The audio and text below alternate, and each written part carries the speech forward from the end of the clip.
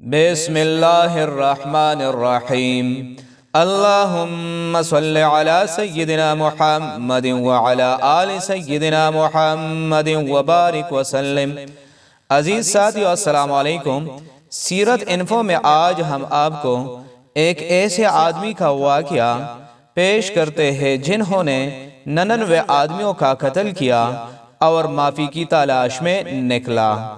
حضرت ابو سعید خدری رضی اللہ تعالی عنہ بیان کرتے ہیں کہ نبی کریم صلی اللہ علیہ وآلہ وسلم نے فرمایا، تم سے پہلی امتوں میں سے ایک شخص نے 99 قتل کیے، پھر اس نے زمین والوں سے پوچھا کہ سب سے بڑا عالم کون ہے؟ اسے ایک بڑا راہب یعنی عیسائیوں میں تارک الدنیا عبادت گزار کا پتہ بتایا گیا۔ وہ شخص اس راہب کے پاس گیا اور یہ کہا کہ اس نے 99 قتل کیے ہیں، کیا اس کی توبہ ہو سکتی ہے؟ اس نے کہا نہیں۔ اس شخص نے اس راہب کو بھی قتل کر کے 100 کی گنتی پوری کر دی۔ پھر اس نے زمین والوں سے پوچھا کہ سب سے بڑا عالم کون ہے؟ تو اس کو ایک عالم کا پتہ دیا گیا۔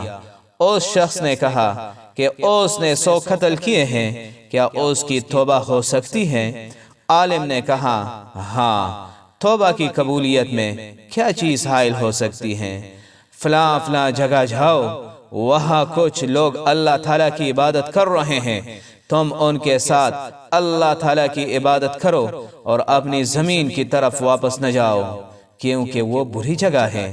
وہ شخص روانہ ہوا۔ جب وہ آدھے راستے پر پہنچا تو اس کو موت نے آ لیا اور اس کے متعلق رحمت اور عذاب کے فرشتوں میں اختلاف ہو گیا۔ رحمت کے فرشتوں نے کہا یہ شخص توبہ کرتا ہوا اور دل سے اللہ تعالیٰ کی طرف متوجہ ہوتا ہوا آیا تھا، اور عذاب کے فرشتوں نے کہا اس نے بالکل کوئی نیک عمل نہیں کیا۔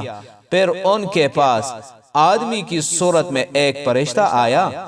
انہوں نے اس کو اپنے درمیان حکم یعنی فصیل بنایا۔ اس نے کہا دونوں زمینوں کی پیمائش کرو، وہ جس زمین کے زیادہ قریب ہو اسی کے مطابق اس کا حکم ہوگا۔